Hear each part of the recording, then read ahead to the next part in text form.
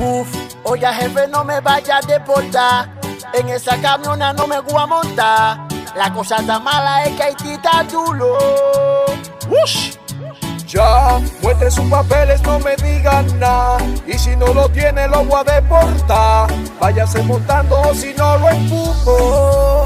Jefecito, no me empuje, tú la súbame al pasito. Tanto que me gusta este paisito, yo le voy a dar algo de mi chancecito. Te repito, súbete a la buena en ese camioncito, para que te evite un problema conmigo. ¿Quién te dijo a ti que yo doy chancecito? Suba, suba. Le va a dar 4,000 pesos que traje conmigo.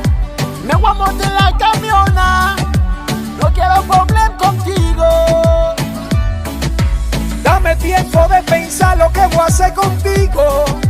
No te montes en la camiona y pásame esos chelitos. ¡Qué paisito! Ya tú sabes, tú no me has visto a mí. Vaya con Dios, ciudadano. Cuídate.